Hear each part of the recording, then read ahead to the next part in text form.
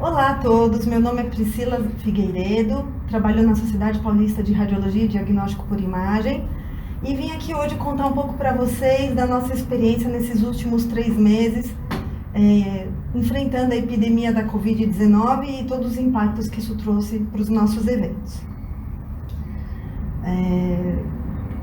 Bom, em primeiro lugar, muitas pessoas não sabem o que é a Sociedade Paulista de Radiologia, o que isso representa. Nós somos uma entidade médica sem fins lucrativos, somos vinculadas à Associação Médica Brasileira, Associação Paulista de Medicina, temos mais de 50 anos de história e mais de 8.000 associados em todo o Brasil. Nossos associados são médicos em formação ou residentes em radiologia ou médicos já especialistas radiologistas, médicos que atuam em diagnóstico por imagem. Temos membros hoje de todo o país, que nos dá uma grande responsabilidade, e nossa missão, o nosso trabalho é promover cursos, eventos, conhecimento, divulgar informação, compartilhar dados com esse público de médicos atuantes em diagnóstico por imagem. Fazemos isso de diversas maneiras, por meio das nossas ações de comunicação. Temos então um site bastante visitado, temos um jornal mensal de aproximadamente 40 páginas, esse jornal existe já há 40 anos, ele traz notícias do setor. Temos também newsletters, uma agenda mensal e cada vez mais investimos nas nossas mídias sociais, inclusive com uma agência contratada especificamente para gerenciar os nossos posts, os nossos conteúdos e a performance disso para a gente ser cada vez mais estratégico. Também temos uma produção de conteúdo digital nos nossos canais de YouTube. O nosso produto se chama Highlights, basicamente são programas de entrevista, sempre um médico entrevistando outro, a respeito de assuntos relevantes para o setor. Ainda temos uma videoteca digital muito parecida com o Netflix, estamos prestes a reinaugurar uma nova versão deste ambiente de aulas, né? Todas as aulas dos nossos eventos anteriores ficam ali disponíveis, mais de 3.000 títulos, e estamos aí inovando para que esse conteúdo possa ser inclusive visto pelo celular numa ferramenta responsiva. Outra atividade nossa é a educação digital. Temos então um curso para residentes, é um curso que já teve mais de 6.000 inscritos, totalmente online, com avaliação, com tutorial, com conteúdo para se fazer download, e é um curso que ele oferece a mesma carga horária teórica das residências médicas, e aí confirma um pouco a nossa missão de tentar ajudar para elevar ou unificar o conhecimento de radiologia no Brasil. Temos uma série de outros cursos híbridos que seja com uma parte teórica totalmente online e a parte operacional prática num evento presencial. Cursos de Doppler, que é uma modalidade de ultrassom, emergências com simulação em phantoms e coisas do tipo. Saindo da parte digital e entrando totalmente no presencial, temos 15 grupos de estudo, são reuniões pequenas, geralmente acontecem das 8 às 10h30 da noite.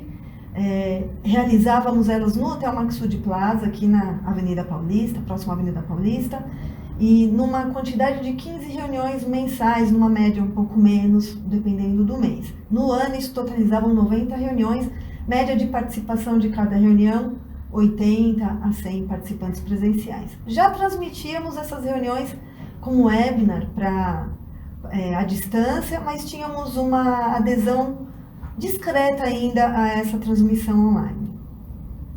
Outro evento nosso que se chama Clube Rente, que na verdade é uma reunião mensal. Nós convidamos sempre 4 residências médicas, 4 debatedores, e recebemos casos de uma residência médica do estado de São Paulo. Residências como Hospital das Clínicas, Escola Paulista, Hospital Albert Einstein, Sírio-Libanês, Hospital do Servidor Público e assim vai. São 10 reuniões mensais também promovendo a educação continuada dos residentes e radiologistas.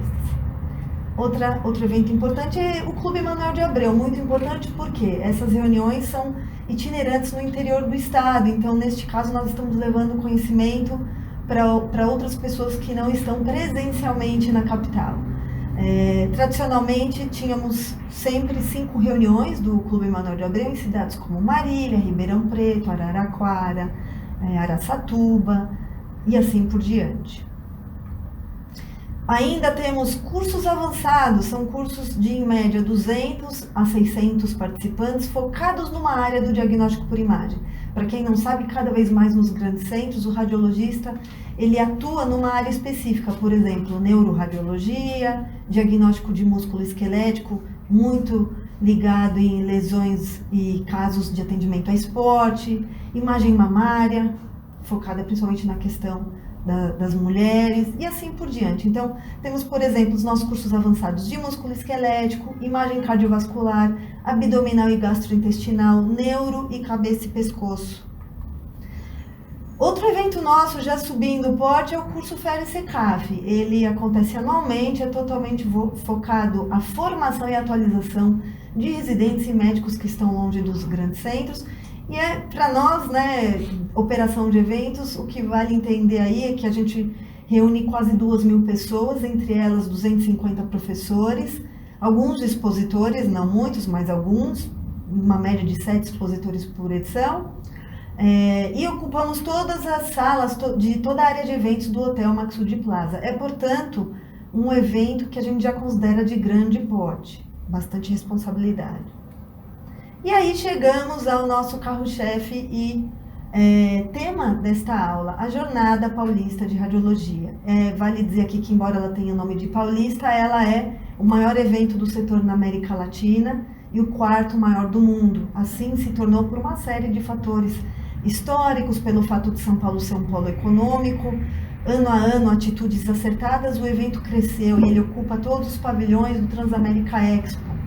Temos aí alguns números impressionantes, 29 cursos simultâneos durante 3 dias e meio, ou seja, isso significa 22 aulas acontecendo ao mesmo tempo, poucas de 100 lugares, algumas de 200 e a maioria de 400 lugares e lotadas, com interatividade, transmissão ao vivo e tudo mais.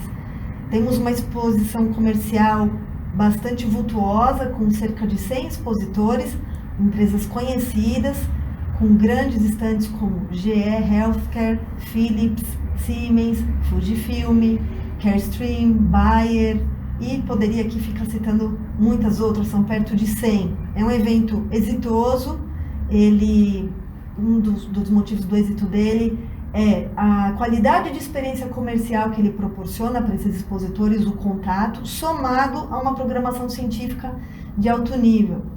Vale dizer que existem outros eventos médicos de grande porte, mas os eventos das entidades médicas se diferenciam ao ter no seu âmago os fornecedores de conteúdo, que são os médicos, organizando essa programação. Bom, e aqui começa a nossa história, o motivo pelo qual eu estou aqui hoje tentando compartilhar um pouquinho da nossa experiência com vocês. 22 de fevereiro, carnaval, eu estava com a minha família em Itápolis, no interior do estado de São Paulo. Provavelmente poucos conhecem Itápolis, uma cidade pequena. Eu diria que o maior atrativo dela são alguns dos sorvetes, algumas lojas, sorveterias que tem ali. E eis que eu estava em Itápolis e, checando os meus e-mails, que eu raramente desligo disso, recebi uma mensagem de uma empresa italiana com a qual a gente tinha uma parceria, um convênio. Estávamos prestes a enviar 3 médicos para Milão. Eles iam fazer um estágio no hospital, parte das nossas ações aqui na SPR. E a empresa estava cancelando a ida deles em função da insegurança que se notava pela epidemia da Covid. Na época se falava mais coronavírus. Aquilo me pareceu tão exagerado, pensei, nossa, que exagero, nem é tanto assim. Não se ouvia falar quase nada da China, né? Não se tinha uma transparência desses dados. Então, de Itápolis a Milão, aquilo pareceu muito surreal e improvável de chegar a impactar a nossa vida. Voltando do carnaval ainda na estrada, me lembro bem que eu liguei para um colega que trabalha na Sociedade Europeia de Radiologia, o Robert. Ele se parece um pouco com esse moço da foto, não é ele, mas bem parecido. E liguei para ele e falei, Robert, alguns diretores têm me questionado sobre a nossa viagem para o Congresso Europeu de Viena, que seria dali a 15 dias. Havia já uma notícia de um hotel que tinha sido colocado em lockdown no sul da Áustria, fronteira com a Itália, casos de Covid. E me lembro como se fosse hoje, ele com aquele sotaque tranquilão dele, me respondeu: "It's just a flu, é só uma gripe." Não tinha nada a ver com questões políticas, tá? Realmente era só uma gripe para ele. O congresso deles estava tudo pronto, é o segundo maior congresso do mundo, reúne cerca de 20 mil pessoas. Para nós, vale dizer, tudo pago, impresso, alugado, montado, planejado, convidado e confirmado. Uma semana depois, a notícia, o congresso foi postergado para julho, né? E aí eu liguei novamente pro Robert, o que aconteceu? E aí ele era outra pessoa e me respondeu: "Eu nunca vi uma coisa assim antes na minha vida." Contou a experiência de alguns amigos italianos, casos dramáticos, de experiências pessoais, como dificuldade de ter atendimento em hospital ou mesmo fazer um sepultamento pelo colapso de todos esses sistemas. Mas, enquanto isso parecia ainda muito distante da gente aqui no Brasil. Afinal de contas, é um vírus de inverno, né? Nós somos abençoados, temos o nosso sol. O nosso evento JPR seria em maio. Nessa época, final de fevereiro, início de março, a gente também já estava com muita coisa pronta. O programa científico que eu descrevi para vocês, 29 cursos, 500 professores brasileiros, pelo menos 40 estrangeiros, estava pronto, prestes para entrar na gráfica já.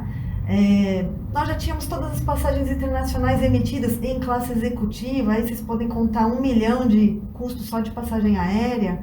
Todos os expositores confirmados e pagos, ou melhor, eles já nos tinham pago, pavilhão alugado, tudo pronto, vários fornecedores contratados, só esperando acontecer e a gente tranquilo de que não impactaria aqui pra gente. Acontece que rapidamente a situação mudou aqui. E aqui não se preocupem, realmente não vai dar para ler, mas aqui eu quero só ilustrar que nós tivemos que, no intervalo de 15 dias, emitir pelo menos 3 comunicados oficiais para os expositores, para os nossos congressistas, já tínhamos nessa altura 4.000 inscritos, para os professores brasileiros e estrangeiros, nos posicionando com responsabilidade sobre seguir ou não com o evento.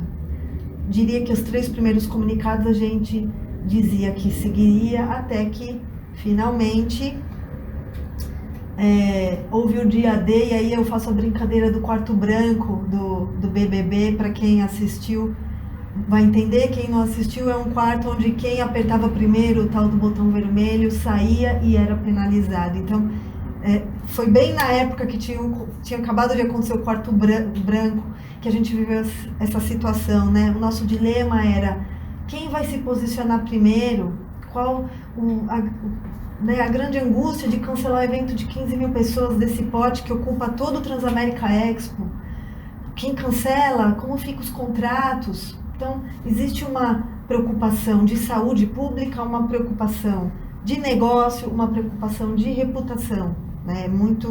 Foi uma situação muito difícil. Até que então, o que era inimaginável aconteceu para nós também. Dia 19 de março, a 41 dias do evento, nós cancelamos a nossa JPR, que estaria cumprindo esse ano a sua 50ª edição, 50 anos de evento cancelado. O nosso coração emocional e também financeiro cancelado.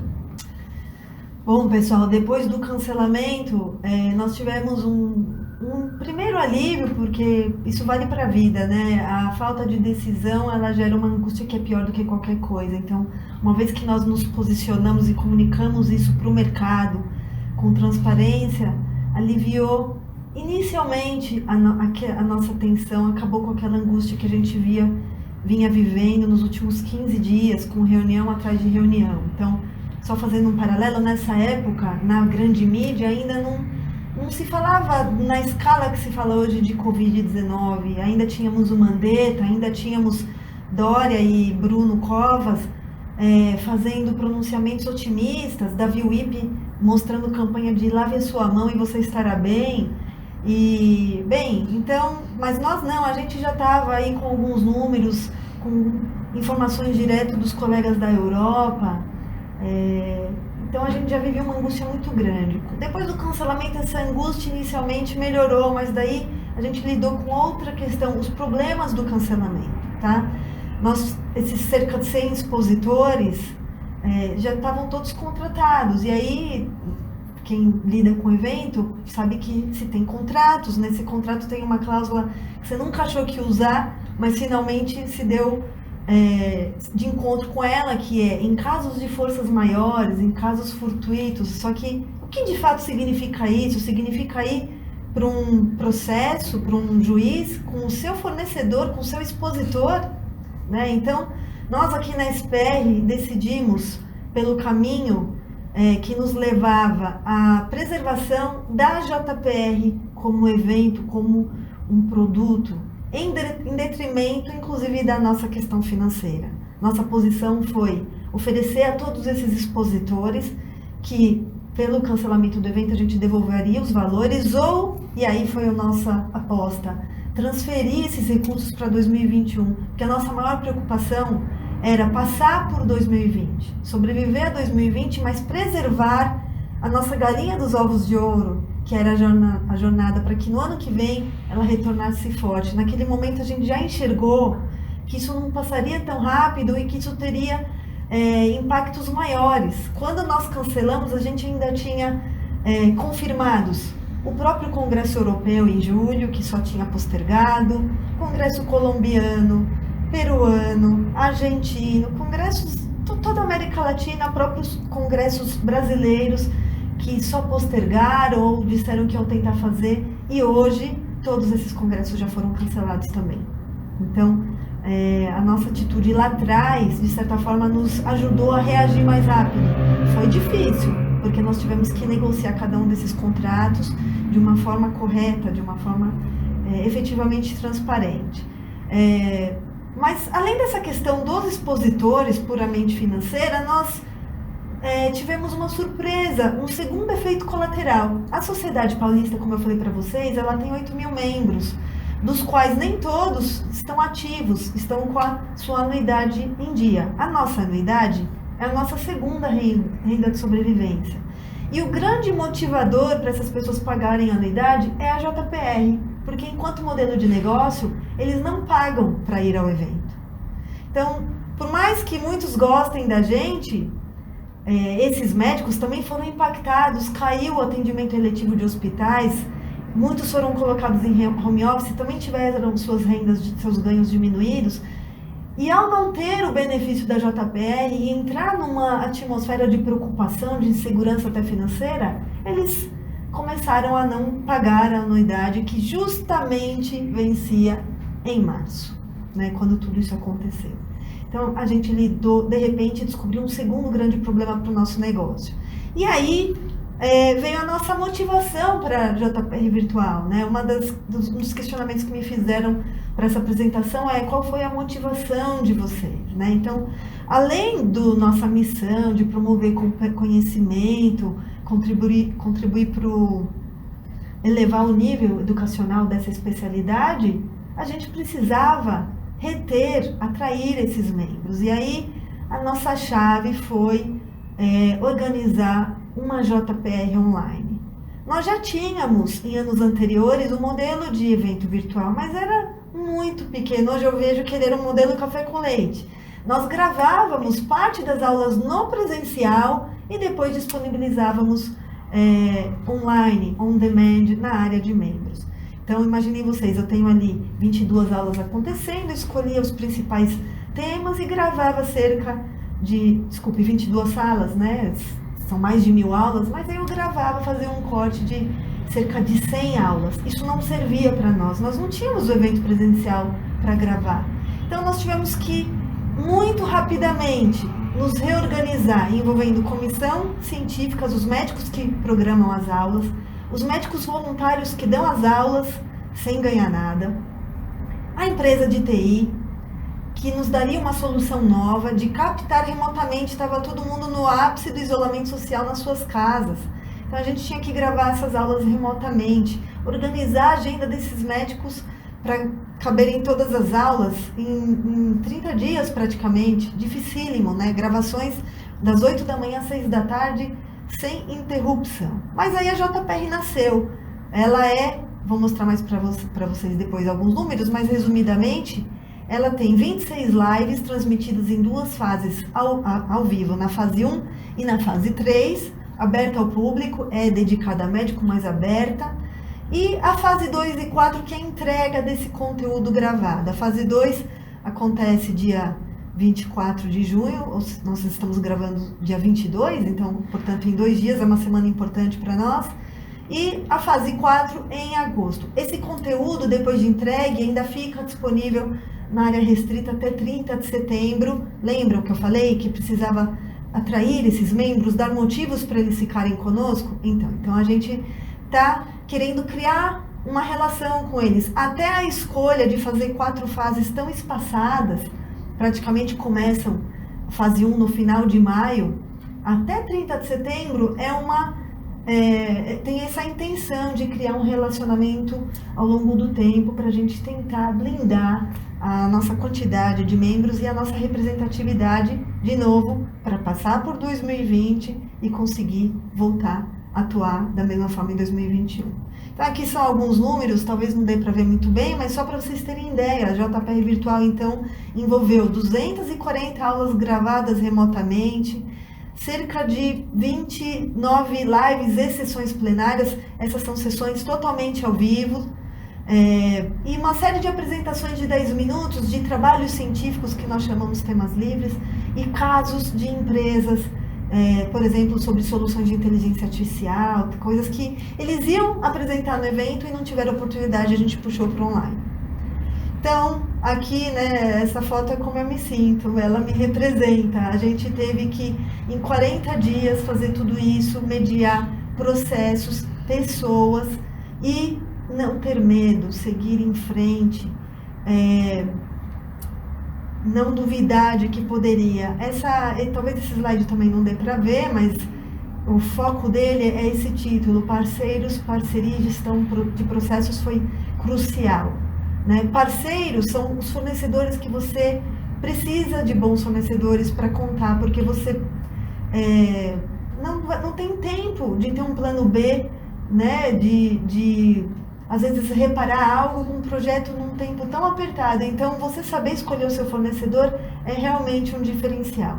A parceria, ela transcende essa questão da tecnologia, conhecimento ou know-how de um fornecedor, ela está focada nas pessoas. É desde o técnico que você consegue ter um bom relacionamento, estabelecer uma empatia com ele para ele dar o melhor dele, quanto cada um dos colaboradores da sociedade, cada um em sua casa, angustiado, com medo do futuro, de não poder voltar a ter o seu trabalho. E passando, inclusive, por professores, coordenadores, muitos estressados. Quem não ficou estressado no ápice do isolamento social? Acho que todo mundo, né? Aqui, também nesse slide, só para vocês terem uma ideia, tudo que envolveu a JPR, né? O resultado final parece só um professor dando aula, mas tem um trabalho pesado de secretaria, de um departamento nosso de educação digital que avalia e gerencia as ferramentas contratadas, comunicação. Não adianta você ter o melhor produto e o melhor processo se você não conta para as pessoas que está fazendo e as pessoas não vêm te assistir. Aí você literalmente morre na praia, né? Literalmente não, mas é como morrer na praia. E todos os fornecedores de tecnologia, a gente descobriu que são vários, é o que te entrega a solução, é o que cuida do site onde essa solução vai aparecer, é o que cuida do seu servidor na Amazon.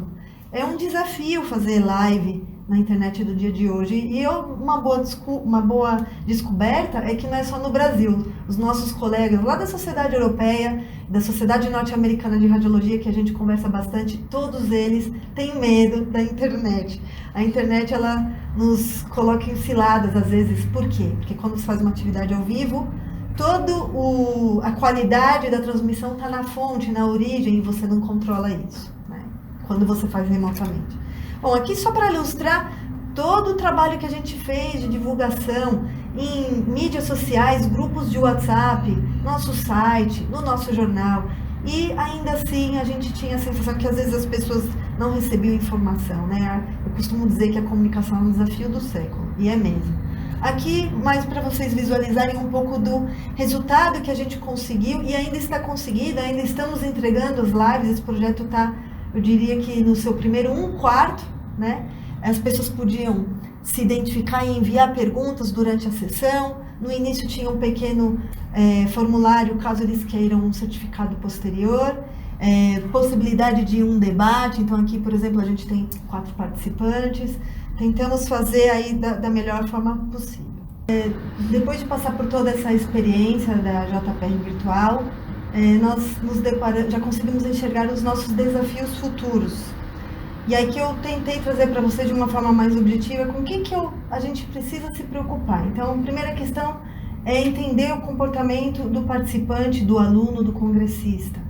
Ele tem menos paciência para ficar diante de um congresso virtual, diante de um computador. No presencial ele fecha um dia na agenda, ele encontra os amigos, ele faz uma pausa para o café, visita o stand. No online não. 15 minutos ele já começa a dispersar para um WhatsApp, para um site ou coisas assim. Outro ponto importante é usar a tecnologia como sua aliada, buscar ferramentas que promovam interatividade, como votação eletrônica, outros tipos de interação. É um desafio, isso eu vejo que muitos fornecedores estão desenvolvendo ainda, né? A questão da estética digital também é importante. Só entregar uma aula mais ou menos como essa que eu estou fazendo para vocês, nem sempre é suficiente para um público exigente como o de médicos especialistas. Então, a gente está atualmente investigando opções de ter, por exemplo, um ambiente 3D para um congresso online, onde você, similar a uma experiência de videogame, entra numa sala de aula, encontra o que está acontecendo ali, se quer sair, entra na outra sala de aula, tem outra aula acontecendo ao vivo, tem a área do coffee break e, inclusive, exposição técnica com stands virtuais, onde o expositor pode atender quem o visita virtualmente por meio de chat, deixar catálogos digitais disponíveis, toda a sua propaganda, seus vídeos, enfim, sua divulgação. É importante a gente sempre ficar de olho nas vulnerabilidades técnicas, né? A primeira delas, e talvez principal, ainda é a internet. A gente descobriu, por exemplo, que fazer evento online às 6 da tarde, 6h30, é muito bom, porque as pessoas já saíram do trabalho, então você tem mais audiência. Mas também fazer evento ao vivo, virtual, online, neste horário, é um desafio, porque neste horário a internet fica congestionada, e aí você passa muito mais susto, né? É possível realizar de qualquer forma, né? Fazer de uma forma efetiva. Outra coisa importante é entender o papel de um curso ou um congresso online. Ele tem que buscar promover uma experiência que vai além do aprendizado, né? Nós temos o desafio de também promover uma experiência de relacionamento. Fazer um congresso ou um curso online para ensinar as pessoas não é difícil. O desafio é fazer um congresso que propicie toda a experiência de relacionamento de um evento presencial. Esse é o maior desafio que a gente tem hoje em dia. E, por fim, uma parte que muito nos interessa, a sobrevivência das empresas organizadoras, das entidades médicas, das entidades comerciais, entidades de classe em geral, que vivem dos congressos presenciais, porque ainda as ações online não dão uma escala de ganho como os presenciais nos dão, né? Enquanto a gente busca essas respostas, nós aqui na SPR já estamos nos mobilizando para outras iniciativas. Aquele curso que eu falei para vocês de 2.000 participantes, esta semana decidimos, ele também será 100% online. Não temos condição de, em agosto, que seria a data original, fazer um evento presencial. Não só pelos números da Covid, mas porque o hotel onde a gente faz esse evento, ele tem que adotar, por uma questão regulatória, práticas de distanciamento. E isso vai contra a razão de se ter um evento presencial, que é ter as pessoas interagindo face a face. E aqui para nós, a gente já teve outros dos nossos eventos impactados, os nossos cursos avançados, esse, por exemplo, de neuroradiologia, ele ia receber 7 professores estrangeiros. Ele já foi transferido para 2021, porque é um grande desafio as pessoas quererem vir dar aula no Brasil nesse momento atual que a gente está vivendo. Os nossos grupos de estudos que começaram a ser online terminam um ano assim, e agora a gente já enxerga que talvez a gente tenha descoberto um novo paradigma. Para uma reunião noturna de discussão está funcionando bem, e a nossa audiência está maior do que antes, nossa audiência online. E, enfim, o Clube Manuel de Abreu, que é aquele evento importante para a nossa missão, que leva o conhecimento no interior, a gente ainda tem esperança de fazer 2 eventos presenciais. É aqui, digamos, o nosso ponto de honra. Espero que consigamos. Até agosto a gente vai saber, com responsabilidade, é claro. Obrigada pela atenção de vocês. Deixo aqui o meu e-mail, se tiverem alguma dúvida, estou à disposição para ouvi-los e ajudar se for possível.